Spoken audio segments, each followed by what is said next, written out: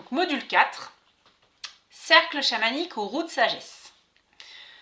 Le cercle chamanique est un espace sacré, symbolique et physique, où les participants se réunissent pour pratiquer des rituels, méditer, travailler en connexion avec les esprits. Il représente l'égalité, tous les membres sont visibles et aucun n'est au centre.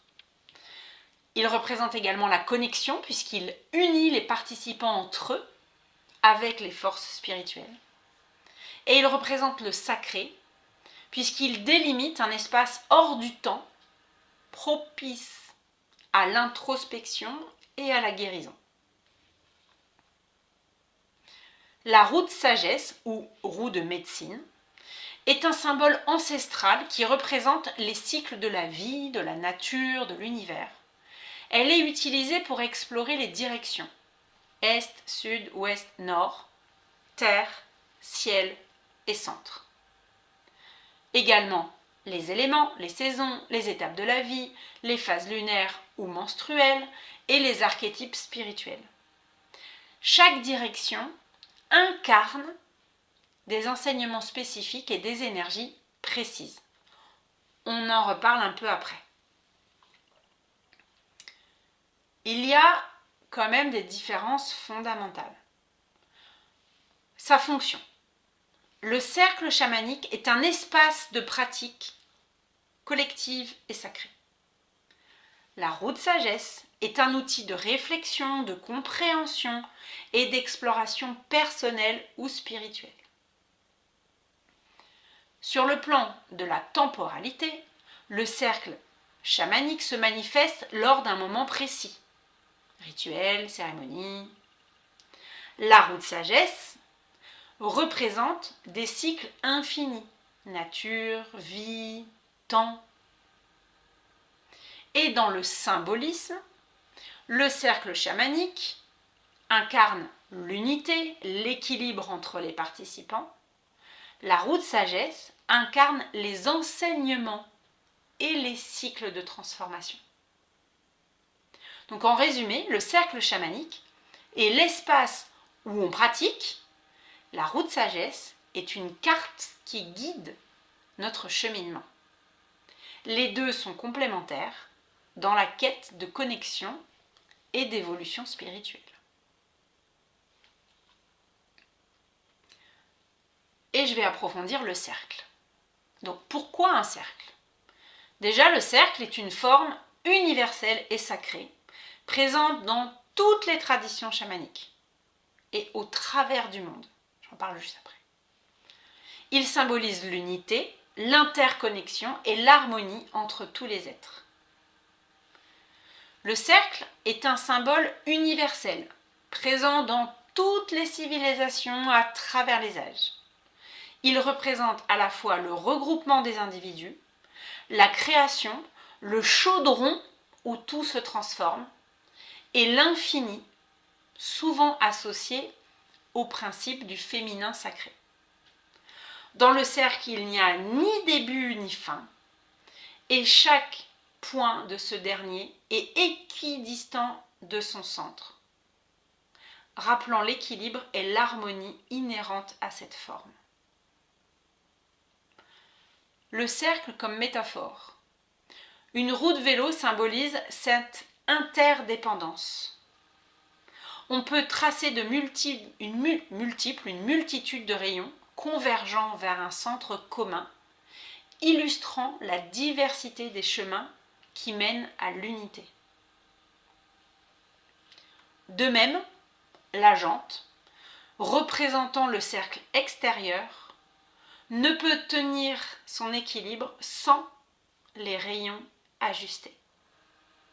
Les rayons, ces lignes qui convergent vers le centre, ne peuvent fonctionner sans la jante pour leur donner une utilité.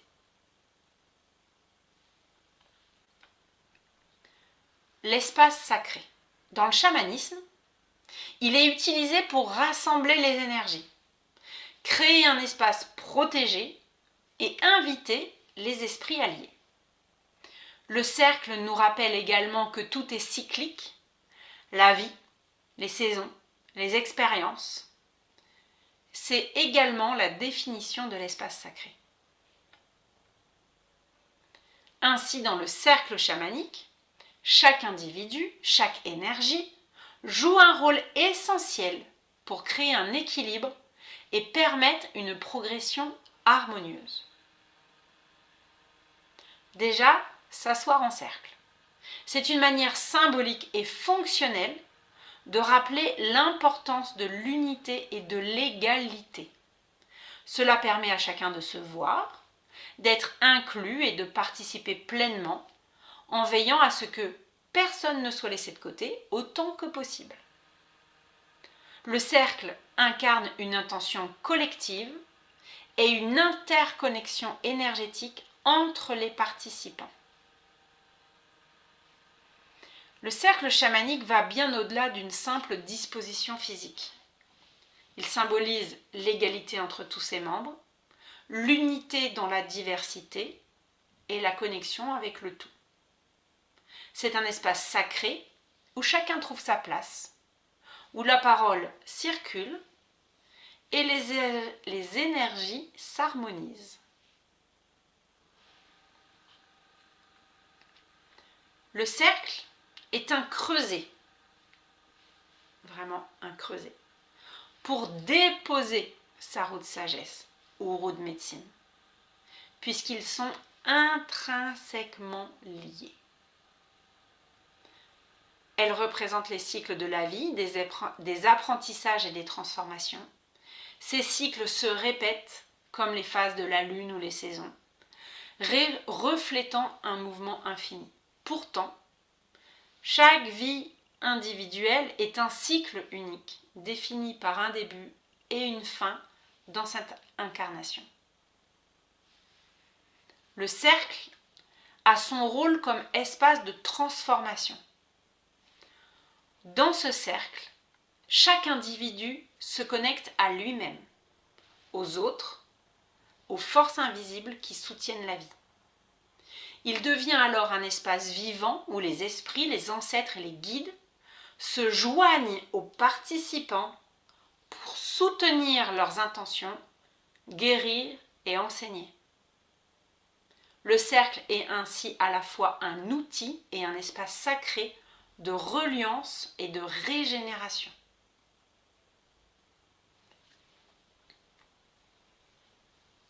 Et justement, parlons de protection par les esprits. Dans le cercle, la sécurité est un pilier fondamental et elle se tisse grâce à la connexion profonde avec les esprits. Lorsque nous entrons en lien avec eux, nous recevons leur médecine, leur sagesse et leur force. Ces énergies bienveillantes nous enveloppent, nous soutiennent et nous protègent tout au long de nos pratiques.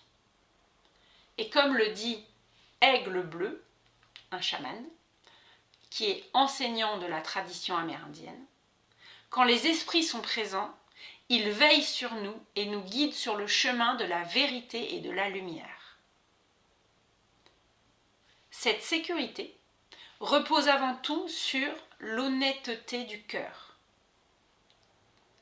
de notre cœur. Si nous pratiquons avec pureté, avec authenticité, les esprits répondent avec générosité et puissance. Nous sommes protégés non pas parce que nous imposons notre volonté, mais parce que nous agissons en harmonie avec eux. Chaque acte, chaque rituel devient une danse sacrée où l'humain et le spirituel se rencontrent. Celui qui écoute les esprits avec humilité entendra toujours leurs conseils. C'est une parole de chaman mongol. En suivant leur guidance des esprits, nous ne sommes jamais seuls. Nous entrons dans une collaboration sacrée, une fusion où les frontières entre visible et invisible s'effacent. Dans cet état de confiance et de reliance, le cercle devient un espace sûr, un sanctuaire où tout est possible, car nous sommes portés par la force et la sagesse des esprits qui nous accompagnent.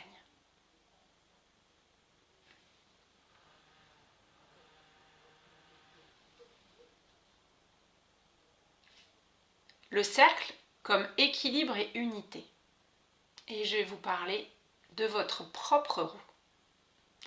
En créant votre propre roue, vous pourrez inclure les plantes, les astres et tout ce en quoi votre enfant intérieur croit profondément.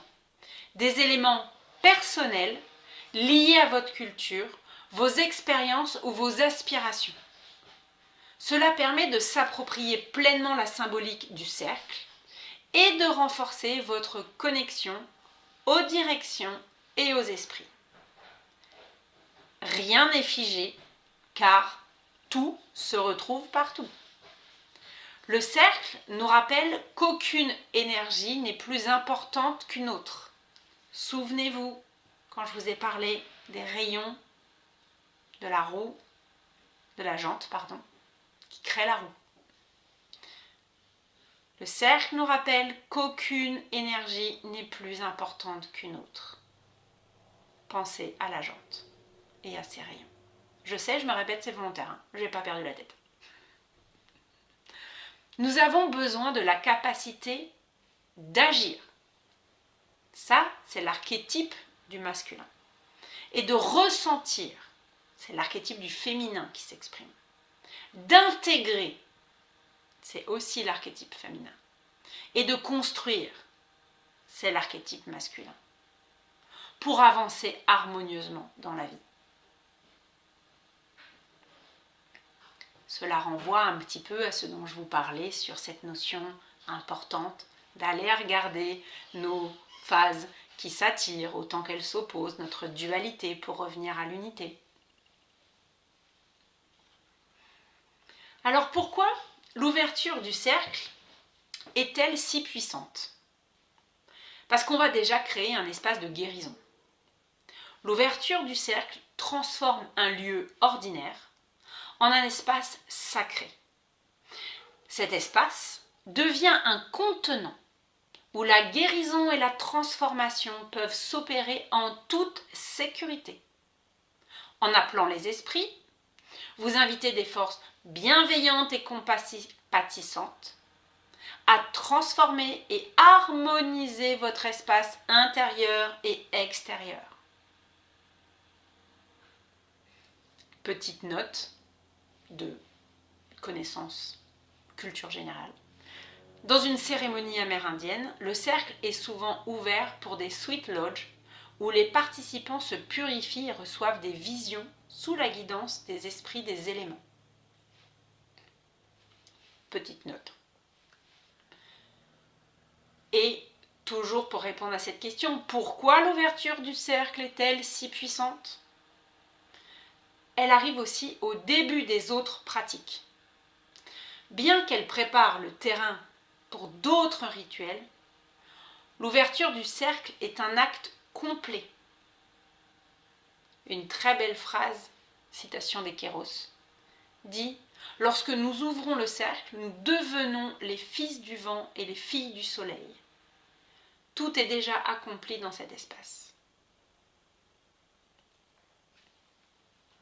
Et ce cercle, il va vous inviter à vous engager vers vous-même, à laisser les enseignements des esprits, des directions, de votre animal de pouvoir, de tous vos alliés, pour vous guider.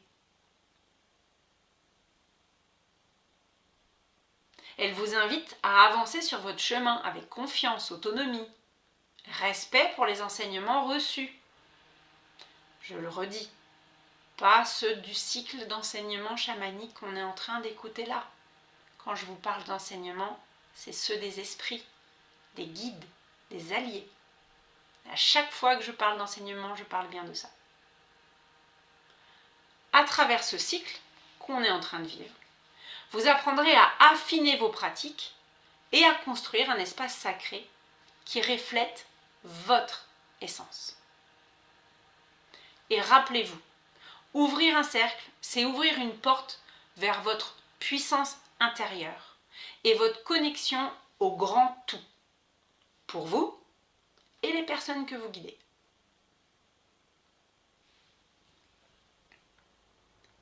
C'est également un espace de co-création. Le cercle chamanique est un lieu où chacun apporte sa vibration, son intention, sa présence. Il est co-créé par toutes les énergies qui s'y rencontrent, celles des participants, des esprits, des alliés qui viennent aussi avec les participants, des énergies de la terre et du ciel. On dit dans les traditions mongoles que le chaman est le centre actif du cercle, mais il reconnaît que la puissance vient de la communauté et des alliés spirituels qui se joignent à la pratique.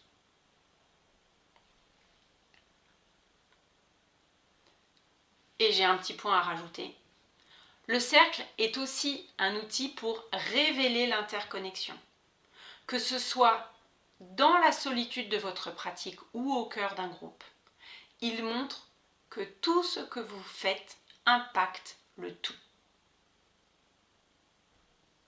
Le cercle agit comme un contenant énergétique. Une fois ouvert, il protège, harmonise, amplifie les pratiques. Il est aussi un espace de transformation où les énergies lourdes peuvent être transmutées. Dans certaines traditions amérindiennes, le cercle est vu comme un sanctuaire dans lequel tout ce qui entre est accueilli avec respect et intention. Rien n'est jeté, mais tout peut être transformé. Petite astuce pratique, lorsque vous ressentez des émotions intenses ou des énergies lourdes, confiez-les au cercle en visualisant une lumière qui les transmute. Et je dis bien, astuce pratique, visualisez un cercle et avec une lumière qui les transmute. Donc à faire quand vous voulez dans votre vie de tous les jours. Je parle bien de ça. Le cercle est un pont entre les mondes. Il est un lieu où les frontières entre les mondes s'effacent. Il devient un passage, un espace liminal entre l'ordinaire et le sacré. C'est là que le message des esprits, des alliés, des ancêtres peuvent être reçus. Dans la tradition mongole, les chamans décrivent souvent le cercle comme une yourte invisible. Je trouve que c'est très visuel, c'est pour ça que je vous partage ça. Une protection qui les aide à voyager en toute sécurité vers les autres réalités. Sans le cercle, ces voyages peuvent être erratiques ou chaotiques. Il sert de guide et de repère pour revenir à soi.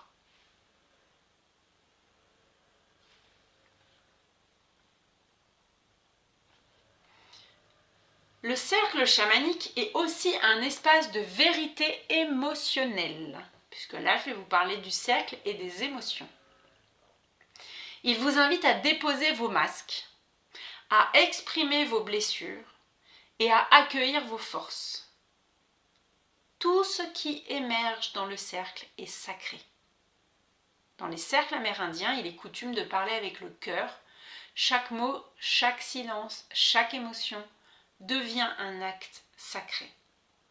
Et je vous suggérerais de faire de même.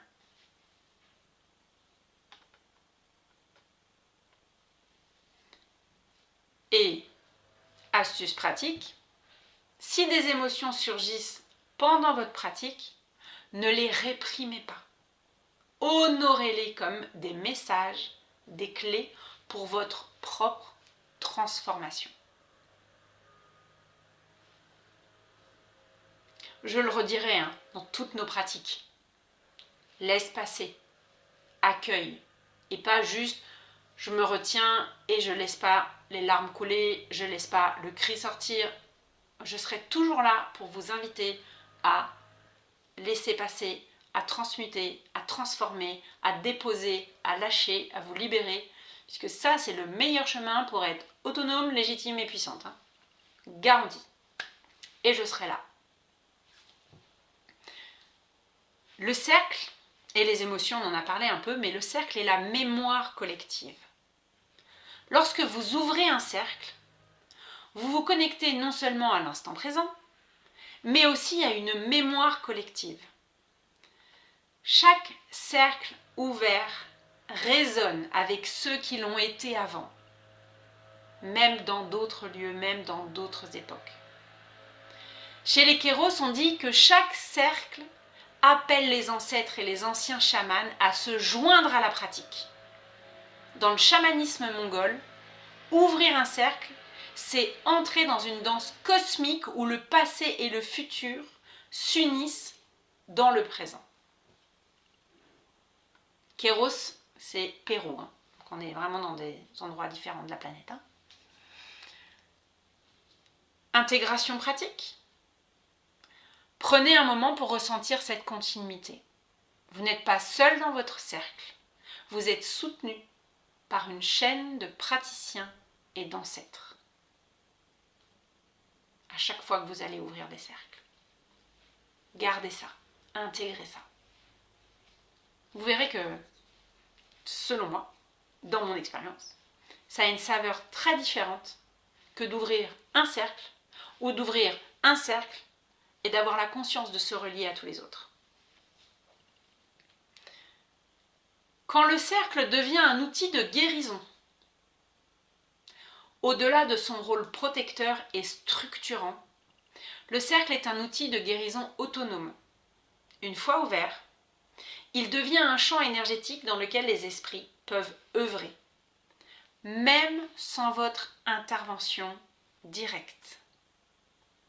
Vous pouvez simplement être dans le cercle et laisser les forces qui vous entourent travailler sur vos blessures et vos blocages.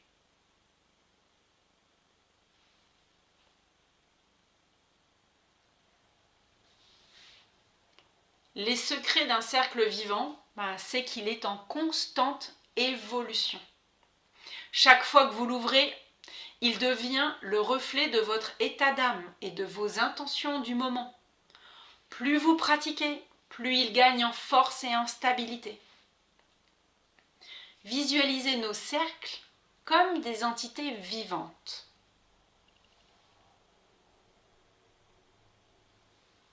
Vraiment, le cercle est une entité rien qu'à elle. Vous pouvez le faire. Et à n'importe quel moment, vous pourrez communiquer avec cette entité. Ressentir les énergies, même ajuster la pratique en fonction de ce qu'il montre. C'est-à-dire qu'on crée le cercle, mais une fois qu'il est créé, il existe pleinement. En conclusion, je vous inviterai toujours à honorer le cercle. Le cercle chamanique est bien plus qu'une simple préparation. Il est le cœur battant de toute pratique spirituelle. Apprenez à le respecter, à l'écouter, à le laisser évoluer avec vous. Le cercle n'a ni début ni fin, il contient tout ce qui est, tout ce qui a été et tout ce qui sera. Dans le cercle, vous êtes un avec le cosmos. Proverbe chamanique, parce que je ne sais pas qui a dit ça, mais je trouve que c'est très beau.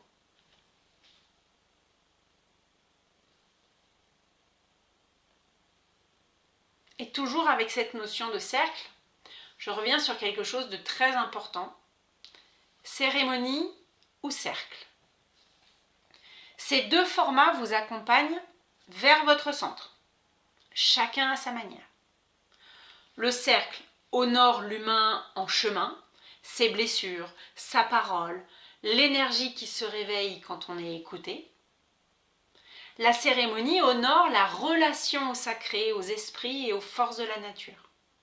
À chaque cérémonie, un esprit ou un élément sera l'objet de notre espace sacré et donc il sera prévu à l'avance.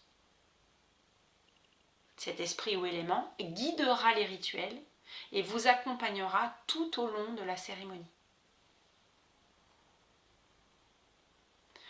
On y vient pour se relier aux guides, aux alliés, aux forces du vivant, offrir sa présence, son humilité et sa reconnaissance, se laisser traverser par le sacré, recevoir des réponses, de la paix, repartir aligné, renforcé avec cette sensation d'avoir retrouvé son axe.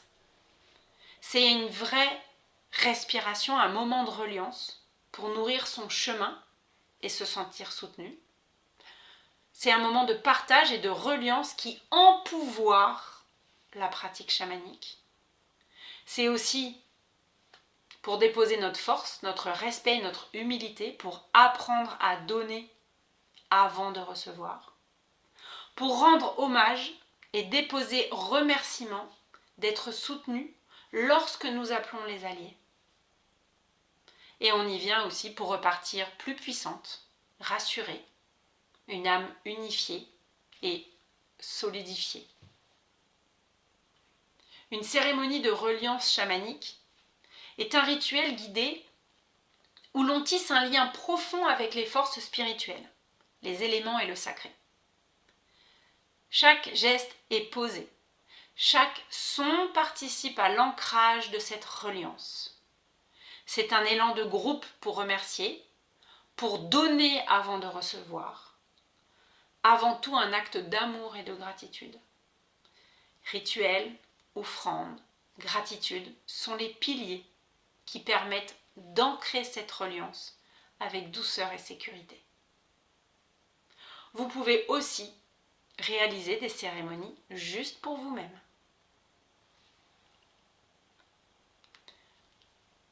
Et il y a un point important dont je pense que c'est crucial de vous parler, puisque je vous guide dans ce cycle pour tenir des cercles et chamaniques pour vous comme pour les autres.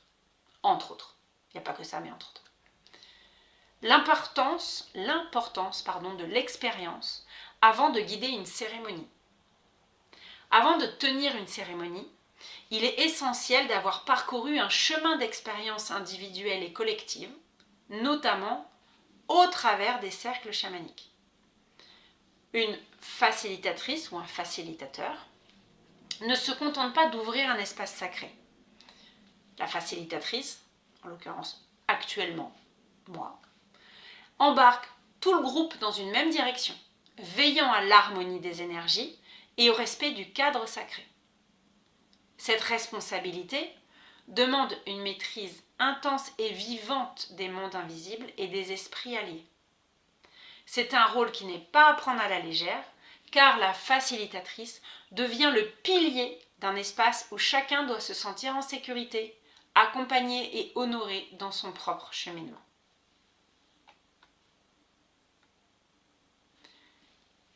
Et, petit rajout, là où c'est primordial, c'est que lorsque vous voudrez donner des cérémonies chamaniques, il faudra que vous soyez puissamment en lien avec l'esprit que vous voulez honorer.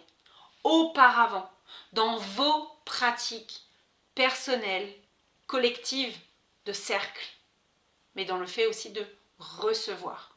Et c'est ce chemin d'expérience qui fera que vous serez parfaitement au bon endroit pour sécuriser des cérémonies de reliance aux esprits.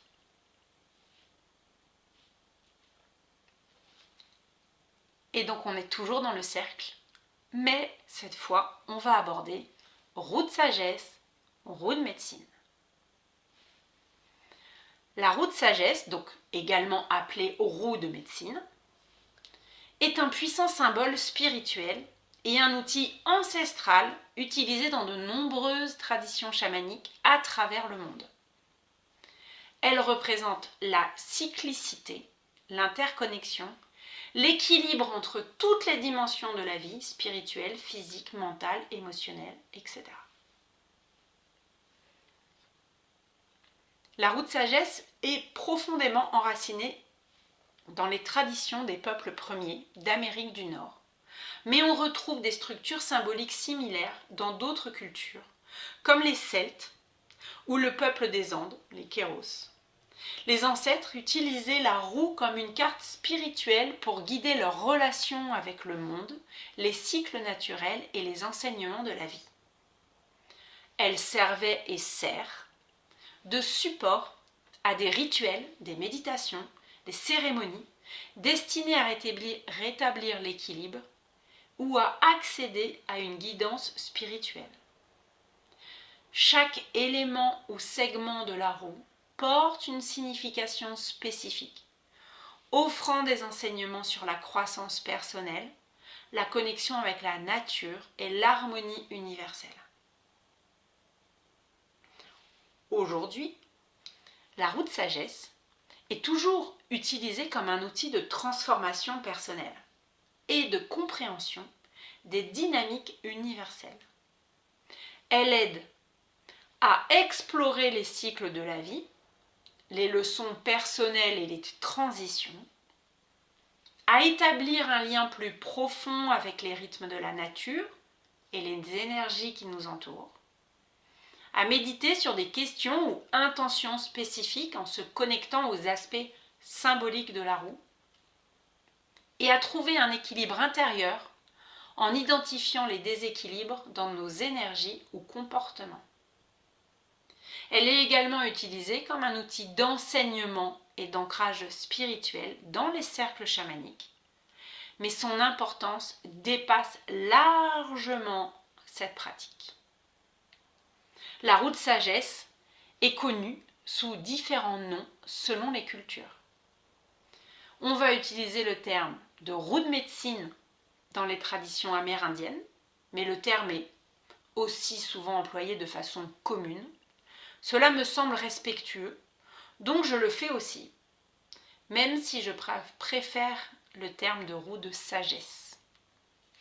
Puisque quand on en a parlé un petit peu avant, la médecine c'est ce qui va être très global et qui peut être quand même très précis, mais global pour l'esprit et l'élément, et la sagesse va être ce qui va vraiment venir vers nous. Et moi je vais vous inviter à créer votre roue de sagesse, donc votre roue de médecine spécifique, rien qu'à vous. Mais vous utilisez le terme que vous voulez. On parle également de mandala dans les pratiques orientales, qui partagent des similitudes dans son symbolisme d'unité et de totalité. Et on dit également Kuntorwazi ou temple du Condor dans les Andes, où des configurations circulaires représentent la connexion aux forces naturelles.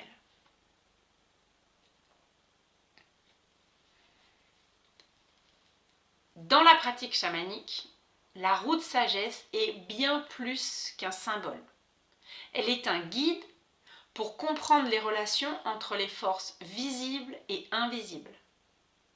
La roue rappelle que tout est interconnecté et cyclique, les saisons, les phases de la vie, les émotions, les énergies et même les défis.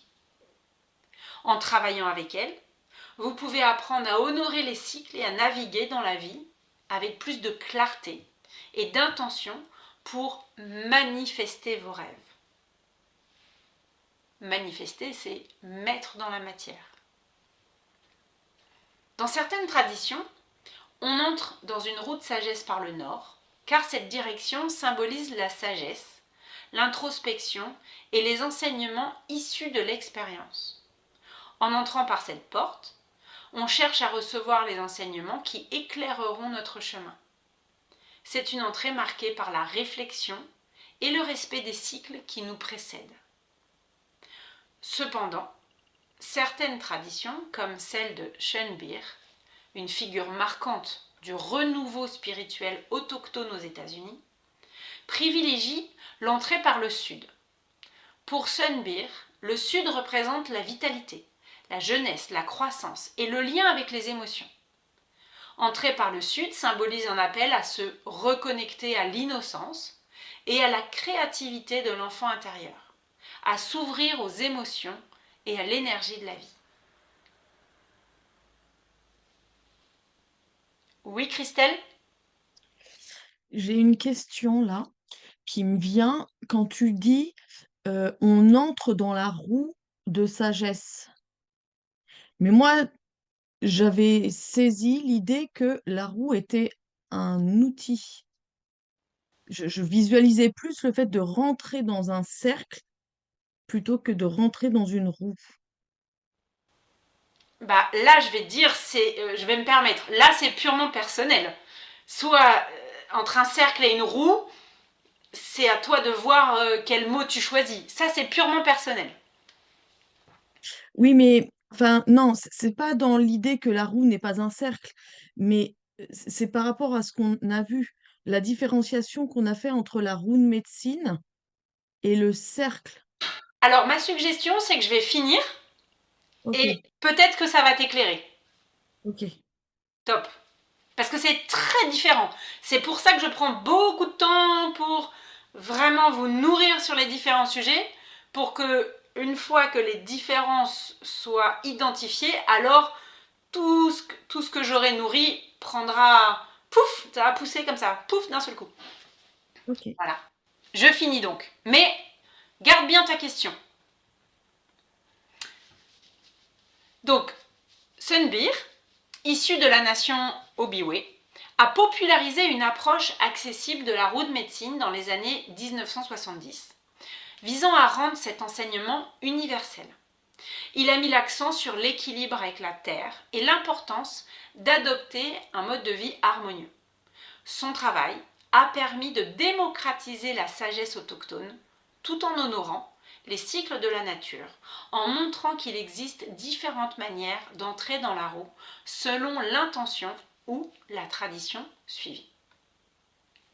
Ayant reçu les enseignements de Sunbeer, et cette voie de compréhension était celle qui me parlait le plus. Désormais, après avoir beaucoup pratiqué et réfléchi, être revenu auprès de mes ancêtres, j'entre à nouveau par l'est, car cette direction ouvre le lever du soleil et est celle où la graine germe, mais nous en reparlerons ensuite. Ce que je vous dirai, c'est parcourez la roue et suivez votre intuition. Les notions qui sont importantes pour moi et pourquoi. En ouvrant le cercle, nous créons un espace sacré, un lieu où les frontières entre les mondes visibles et invisibles s'estompent.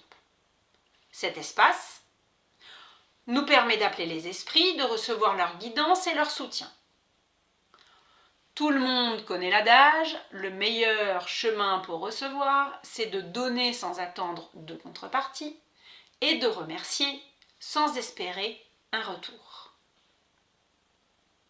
Cette sagesse s'applique aussi à notre relation avec les esprits.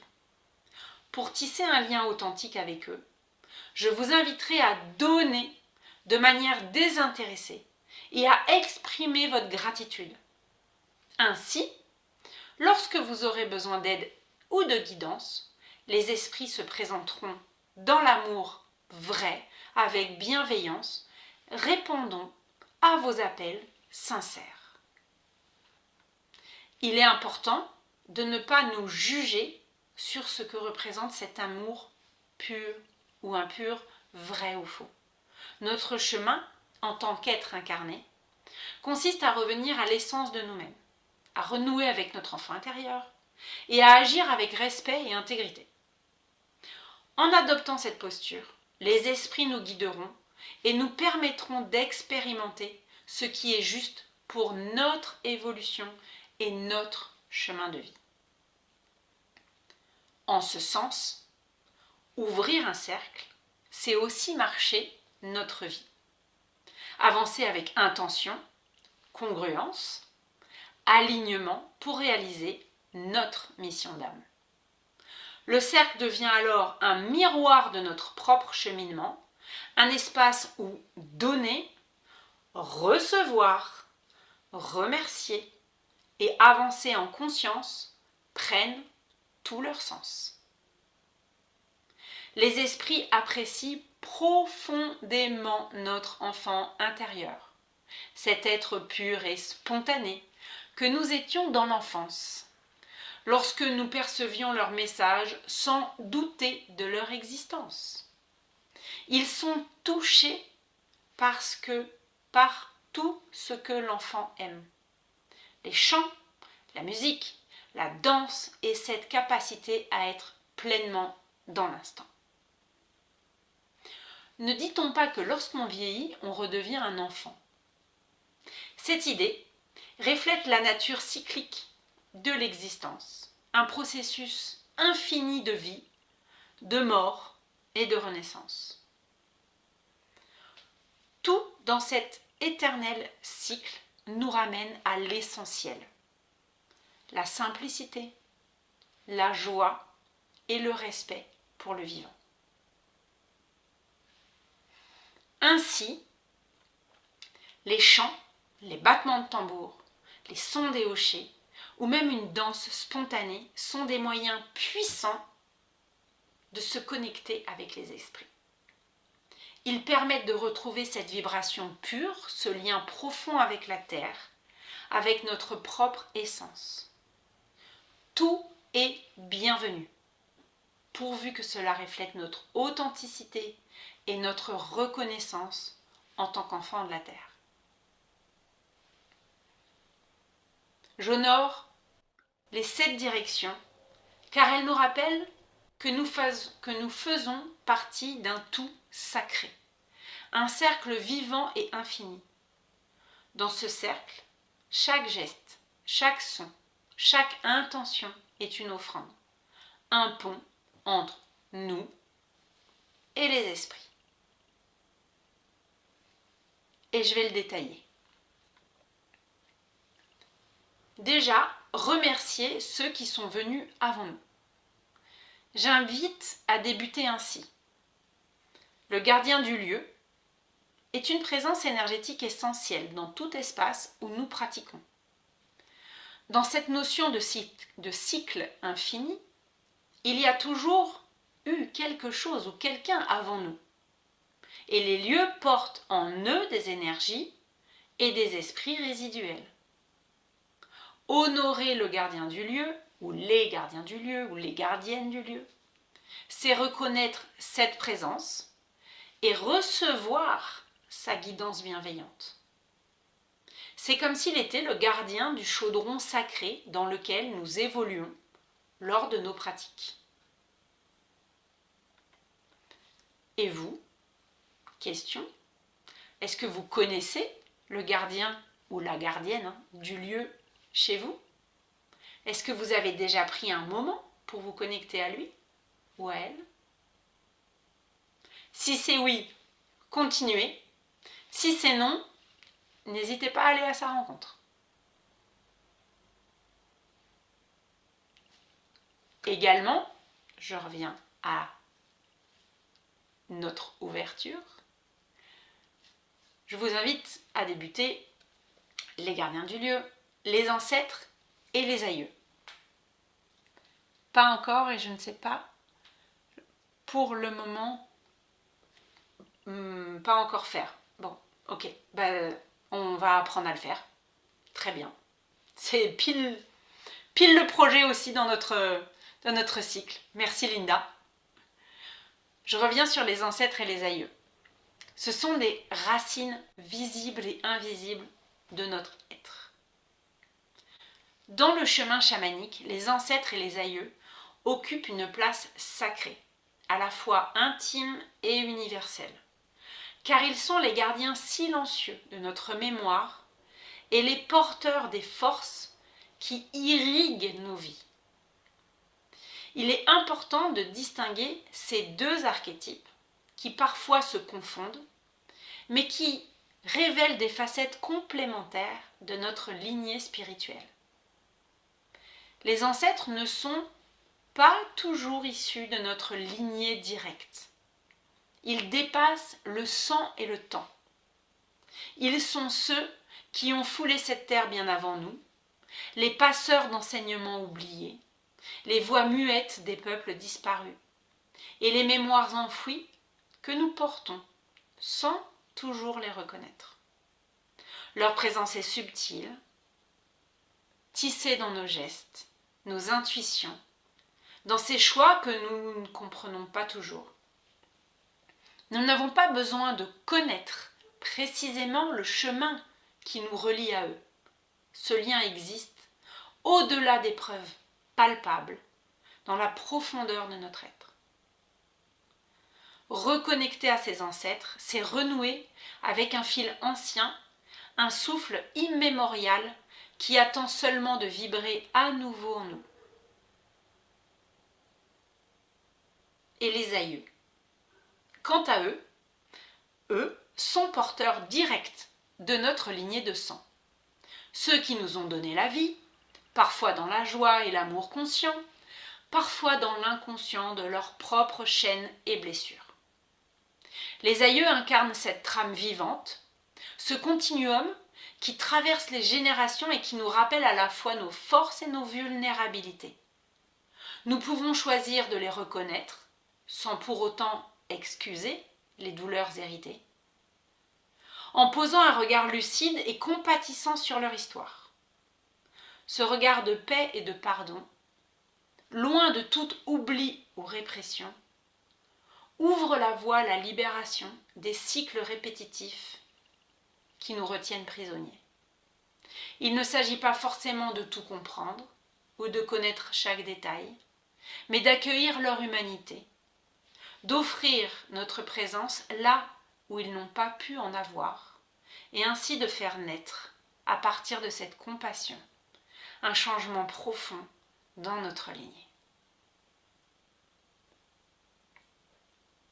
En reconnaissant, je finis juste, j'ai une phrase. En reconnaissant et en honorant ces présences, nous nous ouvrons à un lien plus profond avec le cercle sacré et les forces vivantes qui nous entourent.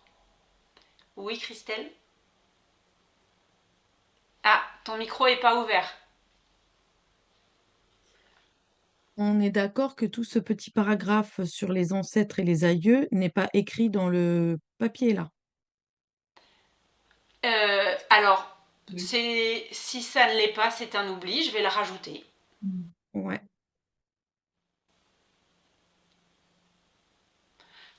Suggestion, on voit ça après? Oui. Avançons? Super. Je vais la rajouter, vous inquiétez pas, il n'y a pas de souci. Je pensais que ça l'était. Maintenant, je vais vous parler des 7 directions. Tout d'abord, les 4 points cardinaux. Donc, on a l'Est qui va renvoyer à l'aube et au renouveau. C'est le lieu des nouveaux commencements. Au niveau des énergies, on va pouvoir parler de lumière, de clarté, de début de cycle, d'inspiration. Au niveau du cycle, l'aube, le printemps, la naissance. Dans le cycle féminin, la phase folliculaire, le printemps intérieur. On va y retrouver le premier quartier de lune qui va avec élan, expansion, vision. L'énergie croît, c'est le souffle du renouveau, l'impulsion du projet qui se structure, idéal pour poser ses intentions et affirmer son chemin. Dans la médecine animale, par exemple, on pourra avoir l'aigle ou le faucon qui voit loin et haut, représentant la vision claire et les nouveaux départs. Au niveau des éléments, on va retrouver l'air, le souffle de vie, la clarté mentale, l'inspiration et le renouveau. Il porte les messages, ouvre les perspectives et initie les commencements. Au niveau des saisons, printemps, symbole de renaissance et de créativité. Et les symboles associés, on va pouvoir y retrouver également le soleil levant, le bourgeon qui éclot, les idées qui émergent. Et, par exemple, on pourra y retrouver dans les pierres la citrine, qui est une pierre de clarté et de renouveau, qui illumine le chemin et insuffle confiance pour de nouveaux départs. Le message de l'Est pourrait être: l'Est représente les nouveaux départs, les intentions et la vision claire. De la même façon, je vais vous présenter le Sud. Le Sud, c'est le feu et la vitalité, le lieu de la croissance et de l'action. Au niveau de ces énergies, on va retrouver la vie, les apprentissages, l'émotion, la croissance.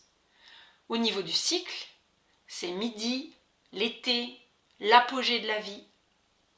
Dans le cycle féminin, l'ovulation, l'été intérieur. Au niveau du cycle de la lune, on va retrouver la pleine lune, épanouissement, abondance, manifestation. Apogée de la lumière, puissance de la réalisation. C'est le moment d'exprimer, d'incarner et de célébrer ce qui est en pleine maturité. Dans les médecines animales, on pourra retrouver par exemple le loup, compagnon fidèle, ou le serpent, symbolisant la transformation et la vitalité, ou encore le jaguar pour sa force intérieure, ou la grenouille pour son adaptabilité. Les éléments sont le feu, là on retrouve énergie, transformation, passion, volonté. Il réchauffe, purifie et invite à l'action, révélant la force intérieure et l'engagement. Au niveau de la saison, on est dans l'été, période de floraison et d'abondance. Les symboles associés, les fleurs écloses, la rivière qui coule, l'apprentissage par l'expérience. Dans les pierres possibles, on pourra y retrouver par exemple la cornaline, porteuse d'énergie et de vitalité. Elle soutient l'action, la créativité et l'ancrage dans la joie. Le message du Sud, peut-être. Le Sud enseigne la fluidité et l'abandon des blocages pour avancer avec légèreté. De même façon, je vous présente l'Ouest. On y retrouve le crépuscule et l'introspection. C'est vraiment le lieu d'introspection et des cycles de la vie. Donc au niveau de ces énergies, l'introspection, je pense que c'est bien bordé, la transformation, les passages, les fins de cycle. Au niveau des cycles, on va pouvoir retrouver le coucher de soleil, l'automne, le crépuscule. Dans le cycle féminin, c'est la phase lutéale, l'automne intérieur. Au niveau de la lune, ce sera le dernier quartier. Introspection, transformation, passage. C'est le temps du lâcher-prise et du retour à soi. On y récolte les enseignements, on libère ce qui n'a plus lieu d'être pour préparer le prochain cycle. Dans la médecine animale, on pourra avoir, par exemple, l'ours, gardien de la sagesse et de l'introspection, ou le corbeau, messager entre les mondes, ou encore le hibou pour la sagesse nocturne. On va y retrouver l'élément eau dans sa notion de sensibilité, d'intuition, d'émotion et de fluidité.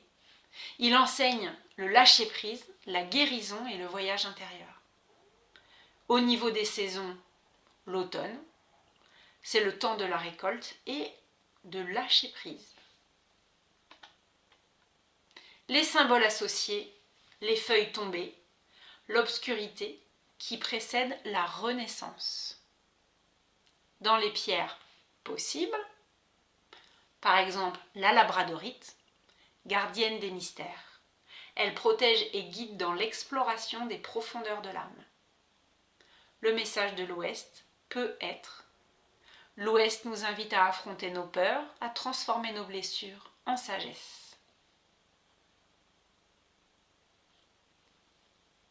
Et pour finir les 4 points cardinaux, le Nord.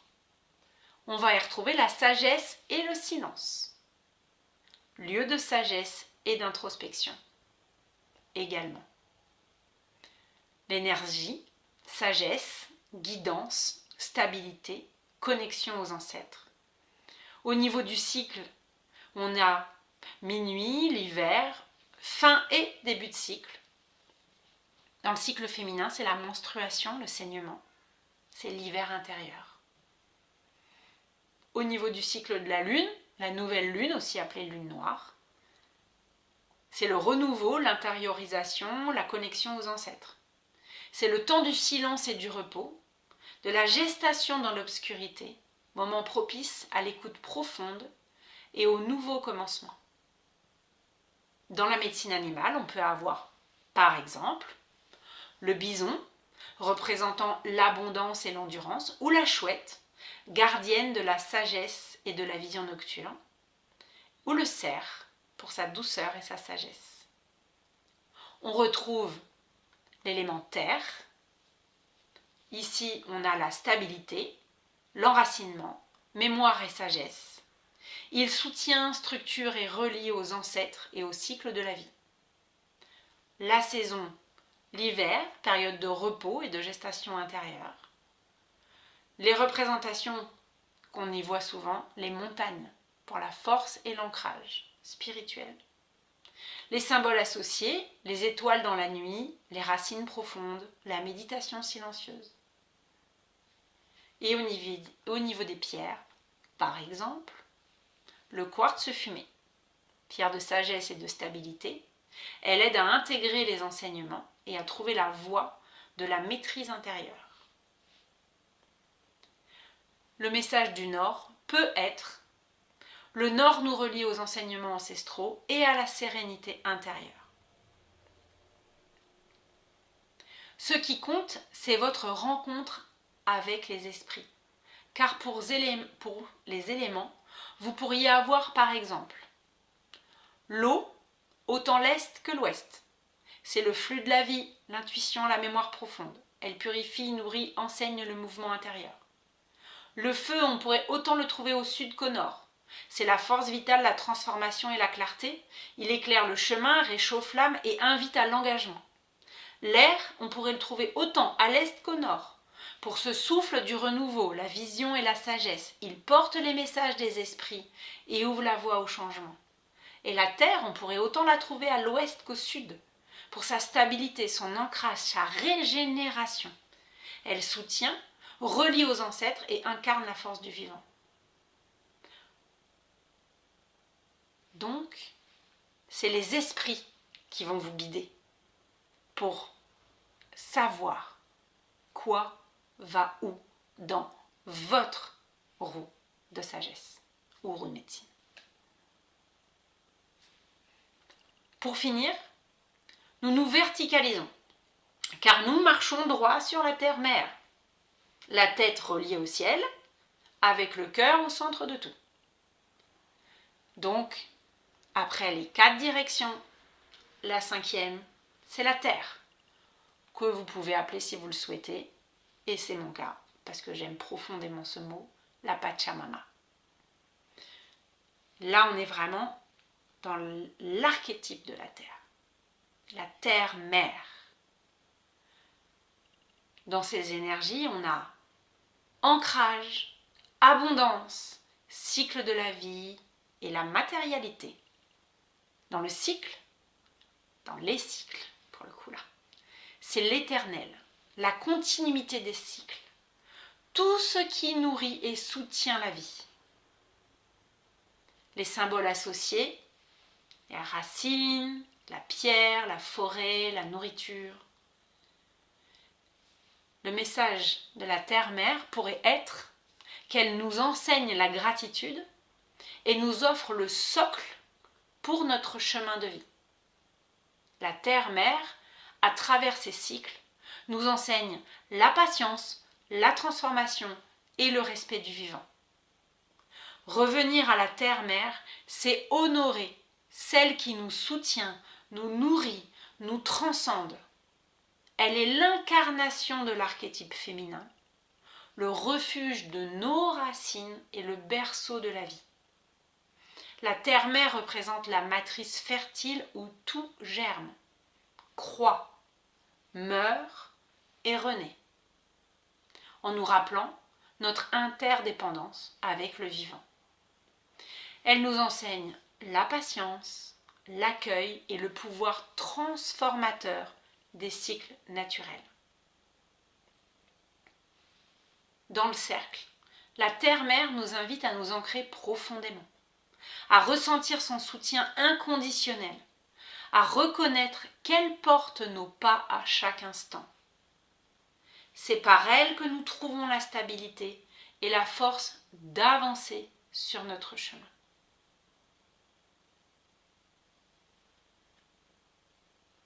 Et si vous le souhaitez, petite suggestion de personnalisation, vous pouvez utiliser une pierre ou de la terre, symbolisant l'ancrage à la Pachamama, et placer une petite plante ou des graines pour représenter la fertilité de la terre.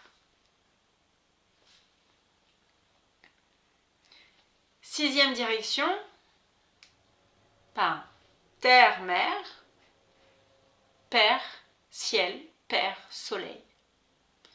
Là, dans les énergies, on est avec la lumière, la force, l'inspiration, le rayonnement. Au niveau des cycles, on est dans le cycle solaire, la chaleur du midi, l'élan vital. Les symboles associés, le soleil au zénith, la flamme, la lumière intérieure. Le message pourrait être: le Père Soleil nous rappelle de rayonner pleinement et de manifester nos intentions, nous invite à nous dépasser, à chercher la lumière et à nous aligner avec notre essence. S'élever vers le Père Ciel, Père Soleil, reflète notre nature spirituelle et notre quête d'alignement. En tant qu'être de matière, un être debout, notre posture est déjà une ode à l'élévation, un lien naturel entre la terre et le ciel. Le Père Ciel incarne l'archétype masculin. Il est la lumière qui guide, l'aspiration à transcender nos limitations, la clarté qui éclaire nos choix et nous oriente. Ce mouvement vers le ciel nous invite à nous connecter aux étoiles, aux astres, à l'infini potentiel de l'univers, tout en restant enraciné. Le Père Ciel est l'énergie du cap à suivre, de l'alignement avec notre mission d'âme et notre vérité intérieure. Petite suggestion si vous voulez. Placez une bougie dorée ou un objet en métal brillant pour incarner la lumière solaire et intégrer des couleurs chaudes comme le rouge ou l'or pour symboliser l'énergie solaire.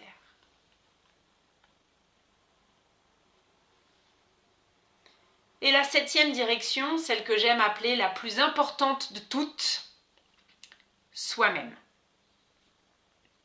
Dans son énergie, l'objectif est d'y trouver amour, authenticité, centrage et harmonie. Au niveau des cycles, le centre du cercle, le présent éternel et le chemin de l'unité. L'animal, qui peut être au centre, potentiellement l'aigle, le cerf pour sa grâce et sa vulnérabilité, le phénix pour sa renaissance. Si on devait poser un élément au centre, ce serait l'éther, la quintessence. Les symboles associés avec ce centre, le cœur, la spirale, la graine qui contient tout.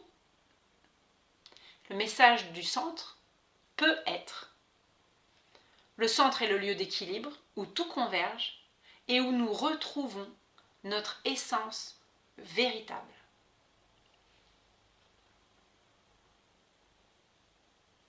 Vous pouvez placer, si vous voulez la personnaliser, un miroir, un cristal symbolisant votre essence ou votre unicité, un objet personnel qui vous représente, bijoux, talisman.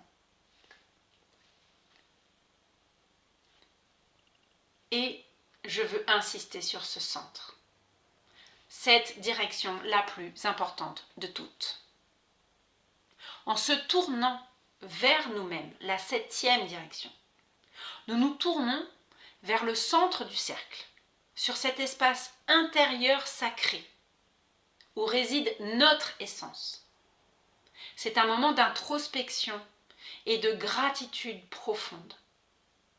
Nous pouvons nous remercier d'avoir fait les bons choix même dans l'incertitude, d'avoir posé les bons actes avec courage et conviction, d'avoir écouté notre intuition, cette boussole intérieure qui nous guide sur notre chemin de vie. C'est aussi un moment pour honorer les autres, ceux qui ont contribué directement ou indirectement à ce que nous soyons là pendant que nous ouvrons ce cercle chamanique, que nous célébrons notre roue. Ceux qui ont pris en charge nos responsabilités pendant notre absence, nous permettant de vivre ce moment de connexion et de pratique chamanique. Les personnes qui ont jalonné notre vie, que ce soit des enseignants, des amis, des proches, des guides invisibles, et qui ont contribué à faire de nous la personne que nous sommes devenus. En reconnaissant cette direction, la 7e, le centre, vers nous-mêmes, nous comprenons que nous sommes une partie essentielle du cercle. Nous ne faisons pas qu'y participer, nous y créons et nous y échangeons. Cette gratitude envers soi-même et les autres nous aide à comprendre que notre présence ici est le fruit d'un tissage complexe, un réseau d'actions, d'intentions et de liens où chacun joue un rôle. La 7e direction nous invite à cultiver la reconnaissance, non seulement envers nos accomplissements, mais aussi envers tout ce qui a rendu ces réalisations possibles.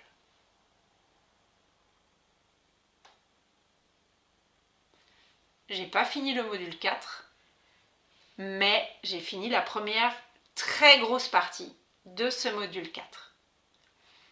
Christelle, est-ce que, en étant arrivée au bout de cette présentation de la roue, est-ce que ça a répondu à ta question? Si pas, je t'invite à la reposer, reformuler.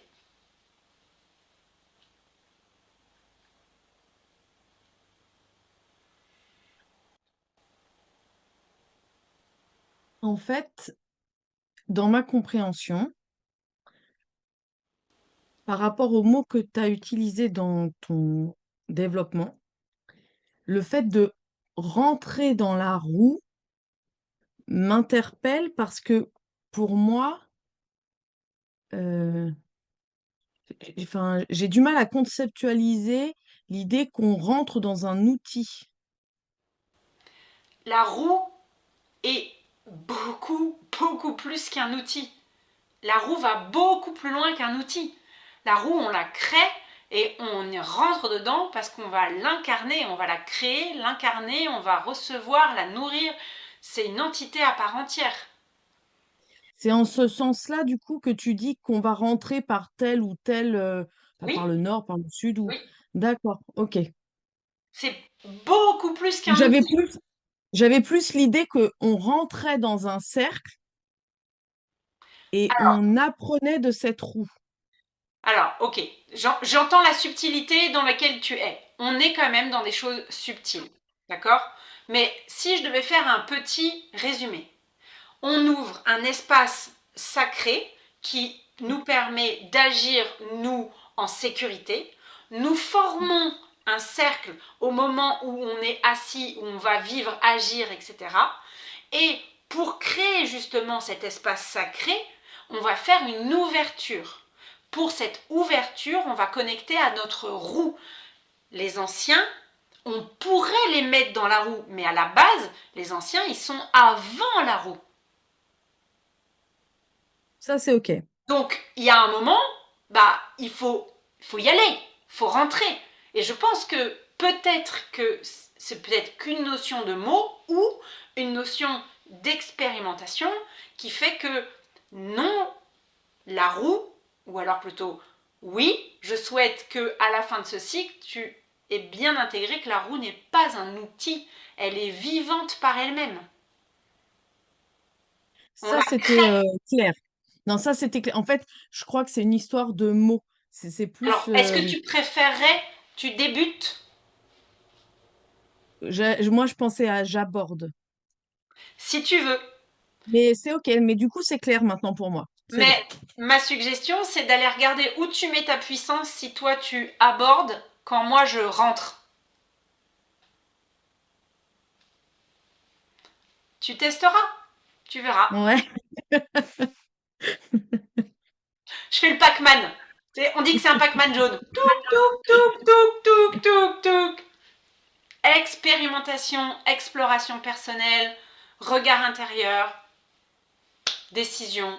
Et ce qui est trop cool, c'est que chaque jour et chaque minute, la décision peut changer. Est-ce que... Oui, j'allais dire, est-ce qu'il y a Oui, d'autres questions? alors, j'ai remarqué dans ton élocution que tu fais toujours attention de dire peut-être, Oui. par exemple, machin. Et de mémoire, le jaguar n'était pas au sud. Alors, attention, ici, nous ne sommes pas dans la pratique Muneiki en lien avec les kéros et ce que les kéros nous ont offert. Nous ne sommes D'accord. pas avec cet enseignement spécifique. Ok. Je suis ici présente pour vous accompagner à ce que vous créez votre, et c'est pour ça peut-être que toi tu abordes et que moi je rentre, votre roue de sagesse. Et vous allez aller à la rencontre des alliés qui sont vos alliés pour Ok. créer cette roue de sagesse. Ok. Oui, donc le jaguar à l'ouest pour les Muneki, c'est leur médecin, enfin, c'est leur roue à eux, Exactement, quoi. Ok, ouais. exactement. Les Moneki, Kéros, les Andes, Ouais, ouais. Péli. Et comme ça, tout le monde a l'info. Voilà. Ok. Et là, ce n'est pas utiliser un process que je vais vous demander de faire. Ça va être de créer vos process en lien avec les esprits. Oui, Julie. Oui, donc quand tu dis vous allez créer votre roue de médecine, je comprends que chacune, personnellement, on va expérimenter notre roue pour découvrir nos propres Ah alliés oui. Ah ou oui, guides c'est pile le but, hein. à chaque direction, ou voilà, et chacune Oui, sera personnelle, quoi. oui, exactement.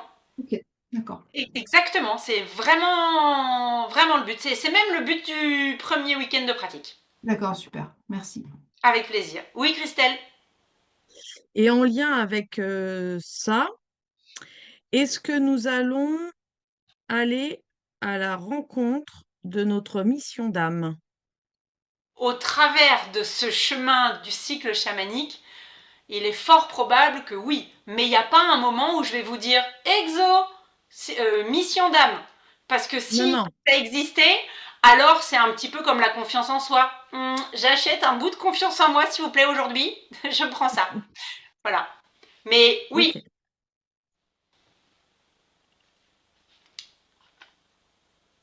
il n'y a pas d'émoticône PLS, mais ça va bien se passer. C'est trop mignon, Linda. Oui, ça va très bien se passer, puisque je suis garante de la sécurité et de décomposer sans aucune difficulté tout ça. Promis. Vraiment. Et tu disais que tu allais nous apprendre à rencontrer les gardiens du lieu? Alors, étant donné que vous Enfin, allez aller, moi je vais vous guider pour aller à la rencontre pour créer votre roue. Ensuite, vous allez pouvoir utiliser les enseignements pour explorer bien d'autres choses. L'idée, attention, c'est pas un permis que vous passez, mais je fais l'image. Vous allez à l'auto-école, vous prenez des cours de conduite. C'est pas seulement pour apprendre légalement à faire maison. J'ai pas du tout envie de parler du boulot. Boulangerie, ça c'est bien, boulangerie, voilà. C'est pas ça. C'est pour aller où vous voulez, en sécurité, avec les process que vous connaissez. Vous savez que dans telle voiture, il faut tel carburant, il faut faire attention aux pneus et pas s'endormir au volant. Voilà, et ben moi c'est exactement où je vous guide. ok. Donc il n'y aura pas exo mission d'âme, par contre il y aura exo route de sagesse, ça oui. Est-ce qu'il y a d'autres questions d'ici à ce que je continue? On finit le module 4 et on fait une pause. Alors je continue, je suis ravie. Et bien sûr, vous pourrez poser d'autres questions après. On est toujours avec notre roue de sagesse, roue de médecine. On a vu les 4 directions, la terre, le ciel et nous. Et je vais vous parler du masculin et du féminin sur la roue. Chaque point cardinal, 1, 2, 3, 4, reflète les facettes de notre masculin et féminin, offrant une complémentarité essentielle à notre équilibre. À l'ouest, on va positionner le petit masculin, celui qui agit, qui trace un chemin direct et reste ancré dans l'action. Il incarne l'énergie du focus, la capacité à décider rapidement et à changer de direction si une expérience n'atteint pas son objectif, sans jugement, mais avec pragmatisme. Au sud, on va placer le grand masculin, celui qui porte la vision large et la structure. C'est l'énergie du leader intérieur qui canalise la puissance et guide avec détermination, tout en restant flexible et ancré dans l'expérience collective. Actuellement, là, quand je vous guide, je suis dans ma roue, dans mon grand masculin. C'est ce que je souhaite être, en tout cas. À l'est, on va positionner le petit féminin. Cette partie de nous qui explore, qui observe et ressent, connectée à l'intuition et à l'émerveillement de la découverte. C'est l'énergie curieuse et spontanée qui s'ouvre au potentiel. Et au nord, au nord si vous voulez, sinon c'est bizarre, nous honorons le grand féminin, celle qui réfléchit, prend du recul, tire des enseignements des expériences, dites ratées. C'est la sagesse de l'introspection, celle qui intègre et transmet les apprentissages avec douceur et profondeur. Le féminin dans cette symbolique est notre facette introspective et intuitive, celle qui analyse et contemple l'infini des possibles. Le masculin, quant à lui, est notre facette qui agit, trace des objectifs, définit une direction. On pourrait ainsi voir le féminin dans l'infini de chaque ligne potentielle, tandis que le masculin serait représenté par la ligne elle-même, c'est-à-dire l'action concrète. Cette vision montre que tout est lié et que ces polarités se complètent pour créer une unité. Et le masculin et féminin dans le cercle. Le cercle est un espace où les archétypes masculins et féminins se rencontrent et s'harmonisent. La terre-mère, le père-ciel ne s'opposent pas, ils se complètent, formant une dynamique essentielle à notre équilibre intérieur, à notre connexion au tout. Et on va pouvoir trouver du masculin dans la terre-mère. Bien que la terre-mère soit souvent associée à l'archétype du féminin, elle contient également les énergies masculines. Ces énergies se manifestent dans son pouvoir de structure et de soutien, comme les racines profondes des arbres qui ancrent la vie. Le masculin terrestre peut être vu dans la solidité des montagnes, la force tectonique qui façonne les continents, ou encore dans la stabilité qui nous permet de marcher. Ce masculin est protecteur et actif. Il est la main qui façonne le socle qui porte. Et on va pouvoir retrouver du féminin dans le ciel. Dans le ciel, on ne retrouve pas uniquement des énergies masculines d'élévation et de lumière. Il y a aussi la douceur du féminin, représentée par Grand-Mère Lune, qui régit les cycles, veille sur les marées et éclaire nos nuits. La lune, symbole de mystère et d'introspection, nous rappelle la connexion aux émotions et aux secrets de l'âme. Dans le ciel réside aussi le grand esprit, connu sous 1000 noms différents, indéfinissables et infiniment présents. Cet esprit, ni masculin ni féminin, ou peut-être les deux à la fois, incarne l'unité primordiale.